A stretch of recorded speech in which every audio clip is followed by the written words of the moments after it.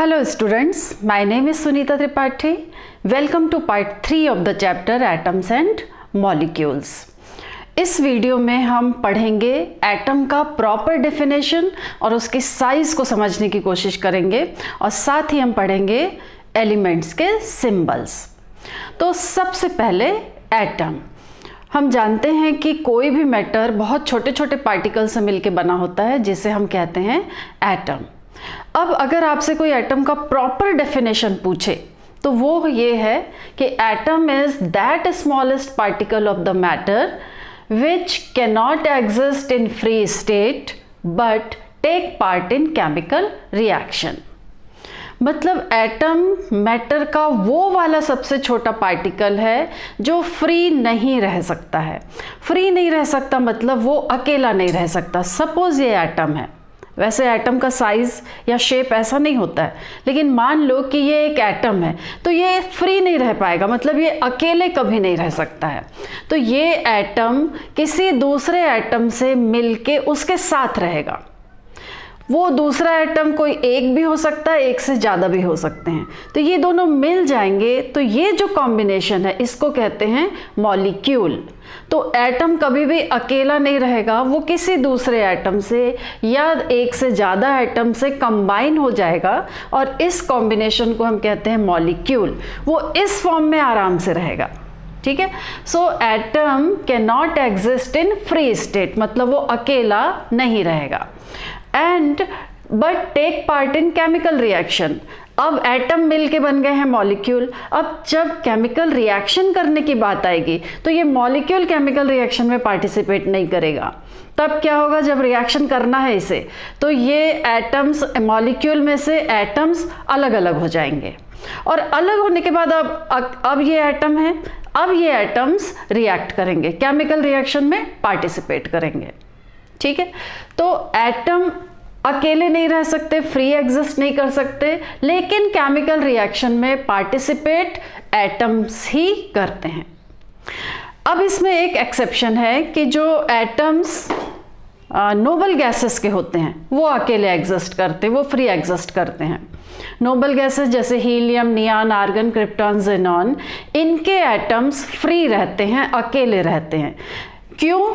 ये हम आगे जब आप इलेक्ट्रॉनिक कॉन्फ़िगरेशन पढ़ेंगे तब समझ में आएगा। अभी ये याद रखें, एक्सेप्शंस दो हैं। पहला है नोबल गैसेस, इसके एटम्स अकेले एग्जिस्ट करते हैं, फ्रीली एग्जिस्ट करते हैं, ये दूसरे एटम्स के साथ मिलके मॉलिक्यूल नहीं बनाते हैं।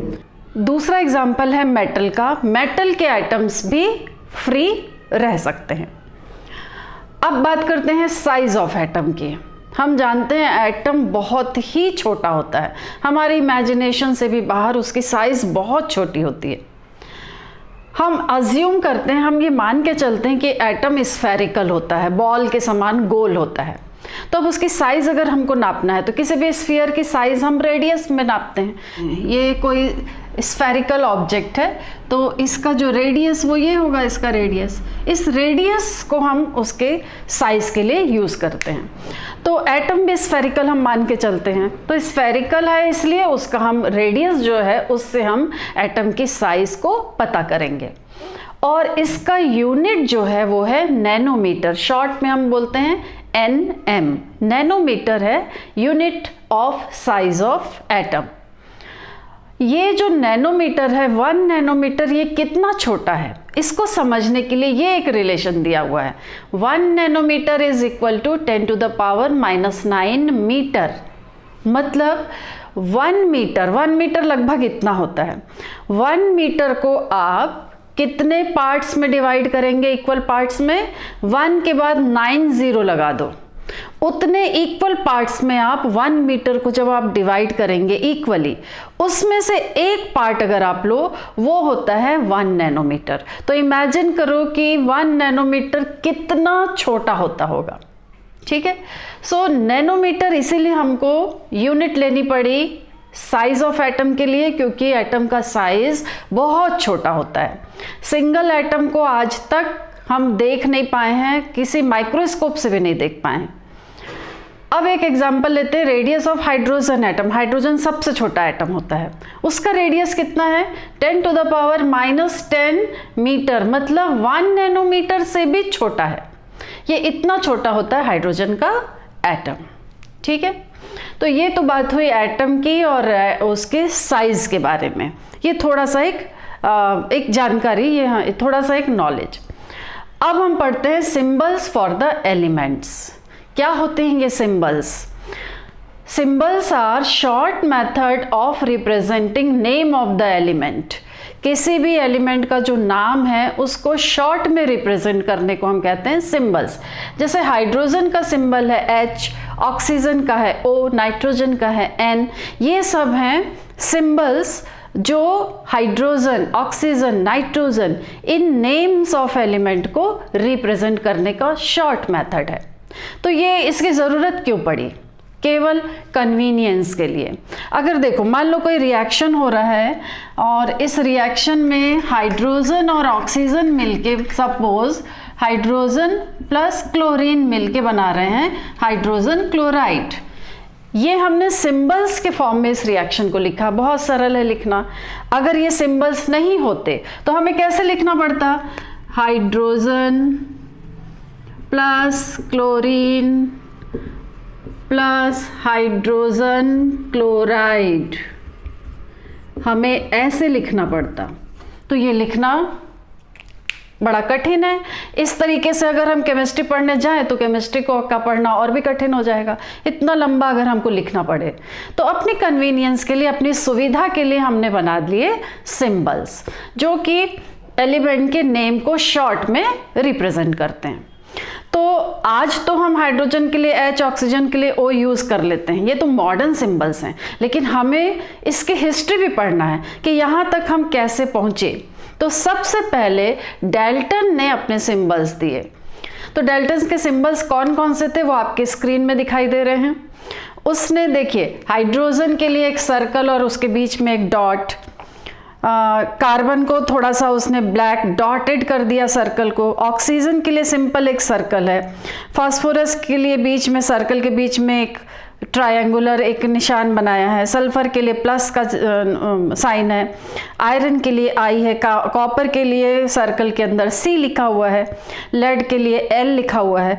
तो ये सब सिंबल्स हैं जो कि डाल्टन ने सबसे पहले दिए एलिमेंट के लिए। और ये बिल्कुल वैसे ही है जैसे हम रोड पर चले जा रहे हैं तो हमें रास्ते में कई सारे साइन बोर्ड दिखते हैं। मान लीजिए टर्निंग U टर्न है तो एक बिल्कुल कर्व्ड एरो बना रहता है साइड में साइन बोर्ड में, उसको देख के हम समझ जाते हैं कि आगे जो रोड है वो यू टर्न ले रही है। या थोड़ी दूर जाके अगर बच्चों का स्कूल है तो एक दौड़ते हुए बच्चे का फोटो लगा रहता है, उसको देख के हम समझ जाते हैं कि आगे स्कूल आने वाला है। तो बहुत लंबे लंबे वाक्य सेंटेंस लिखने की ज़रूरत नहीं है कि आगे चल के स्कूल है या आगे यू टर्न है, इतना लंबा ना लिख के सिर्फ एक छोटा सा साइन बना दिया जाता है। तो बिल्कुल वैसे ही थे डाल्टन्स के भी सिंबल्स और वो एलिमेंट के नेम को रिप्रेजेंट करते थे। लेकिन इन सिंबल्स को देख के हमको समझ में आ रहा है कि इनको ड्रॉ करना सरल नहीं है, ये भी जो कन्वीनियंट नहीं थे ये भी। इसके बाद बर्जीलियस ने अपने सिंबल्स दिए। बर्जीलियस साइंटिस्ट का नेम है। उन्होंने अपने सिंबल दिए और उन्होंने कहा कि जो एलिमेंट का नेम है उसका फर्स्ट लेटर, नेम का फर्स्ट लेटर हम एज सिंबल यूज करेंगे। जैसे हाइड्रोजन के लिए H और वो फर्स्ट लेटर कैपिटल होगा, ऑक्सीजन के लिए O, नाइट्रोजन के लिए N एटसेट्रा। तो उन्होंने कहा कि या तो हम फर्स्ट लेटर यूज करेंगे या first and second letter use करेंगे।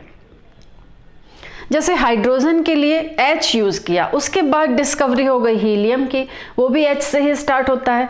तो हम हीलियम और हाइड्रोजन दोनों को H से डिनोट नहीं कर सकते, तो उन्होंने बोला कि फर्स्ट लेटर या फर्स्ट एंड सेकेंड लेटर। तो हीलियम के लिए हम लेते हैं HE और उन्होंने कहा कि फर्स्ट लेटर हमेशा होना चाहिए कैपिटल एंड सेकेंड लेटर होना चाहिए स्मॉल।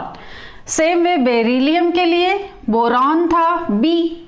अब बेरिलियम भी पता चल गया तो बेरिलियम का सिंबल हो गया Be। ये थे बर्जीलियस के सिंबल्स जिसमें हम नेम का फर्स्ट लेटर या first and second letter use करते हैं एज सिंबल्स। अब इसके बाद आज जो है जो सिंबल्स हम यूज कर रहे हैं उसको हम बोलते हैं मॉडर्न सिंबल्स ऑफ एलिमेंट्स, जो कि बर्जीलियस ने जो बताया था उसी पर बेस्ड है। बस उसमें हमने क्या कर दिया कि कई सिंबल्स ऐसे हैं, कई एलिमेंट्स के सिंबल्स ऐसे हैं जिसमें हम उनके नाम का इंग्लिश नेम का या कई एलिमेंट के लैटिन नेम को हम यूज करते हैं। इंग्लिश नेम या उनके लैटिन नेम का फर्स्ट लेटर या फर्स्ट एंड सेकेंड लेटर या फर्स्ट एंड थर्ड या फोर्थ या फिफ्थ लेटर, सिक्स्थ लेटर, ये भी हम यूज कर लेते हैं। तो बर्जीलियस ने जो सिस्टम दिया था उसमें थोड़ा सा मॉडिफिकेशन हमने यही किया कि हम नेम इंग्लिश भी यूज करेंगे, लैटिन नेम भी यूज करेंगे, एंड फर्स्ट एंड सेकेंड या थर्ड या फर्स्ट एंड थर्ड या फर्स्ट एंड फोर्थ या फर्स्ट एंड फिफ्थ, इस तरीके से भी हम अगले लेटर्स भी हम एस सिंबल यूज करेंगे। और वो आज हम कर रहे हैं, इसे कहते हैं मॉडर्न सिंबल ऑफ एलिमेंट्स।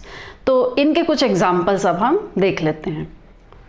तो ये हैं मॉडर्न सिंबल्स ऑफ एलिमेंट्स।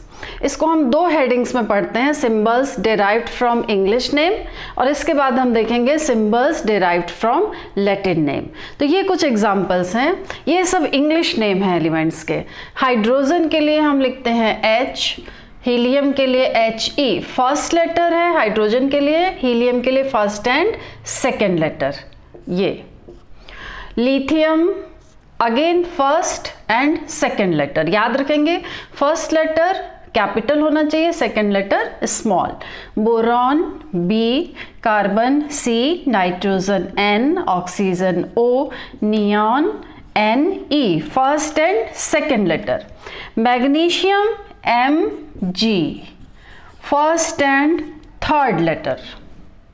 तो ये हैं कुछ example symbols derived from English name के। अब देखते हैं symbols derived from Latin name. For example sodium, sodium का सिंबल है Na, क्योंकि सोडियम का लैटिन नेम है नेट्रियम, तो इसका first letter and second letter हम यूज करते हैं एज सिंबल।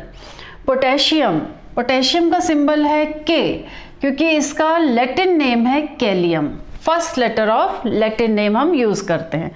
आयरन का सिंबल है Fe, आयरन का लैटिन नेम है ferrum, first and second letter. Silver का सिंबल है Ag, सिल्वर का लैटिन नेम है अर्जेंटम, इसका फर्स्ट एंड थर्ड लेटर हम यूज करते हैं एज सिंबल। गोल्ड का सिंबल है Au, लैटिन नेम है ऑरम, तो first letter and second letter. Mercury का सिंबल है Hg, लैटिन नेम है हाइड्रागायरम, सो इसका फर्स्ट लेटर एंड 2, 3, 4, 5, 6th लेटर, फर्स्ट एंड सिक्स्थ लेटर हम यूज करते हैं एज सिंबल। टिन का सिंबल है Sn, नेम है स्टेनम, तो फर्स्ट एंड फोर्थ लेटर हम यूज करते हैं। लेड का सिंबल है Pb, लैटिन नेम है plumbum, P and B, first and fifth letter. Copper का सिंबल है Cu, लैटिन नेम है cuprum, first and second letter हम यूज करते हैं एज सिंबल। तो ये काफ़ी इम्पॉर्टेंट है और याद होना चाहिए हमें ये एलिमेंट्स के नेम, उनके सिंबल्स एंड इनके लैटिन नेम भी हमें पता होना चाहिए। तो ये हैं मॉडर्न सिंबल जो आज भी हम यूज़ करते हैं। तो कहानी कहाँ से शुरू हुई थी? डाल्टन्स के सिंबल से। सबसे पहले उसने कोशिश की थी, फिर बर्जीलियस ने कोशिश की, और आज जो ये सब सिंबल हम यूज़ करते हैं वो हैं मॉडर्न सिंबल्स। तो इससे क्या हुआ कि केमिस्ट्री की पढ़ाई आसान हुई, हमको सुविधा हो गई रिएक्शंस लिखने में या अपना काम को करने में, लिखने में, पढ़ने में सुविधा हो, इसके लिए एलिमेंट्स के नेम को सिंबल्स के रूप में शो करने के लिए ये बनाए गए हैं। तो आई होप आपको ये वीडियो पसंद आया होगा। आज का वीडियो यहीं ख़त्म करेंगे। अगले वीडियो में हम पढ़ेंगे एटॉमिक मास। तब तक के लिए goodbye and thank you for watching.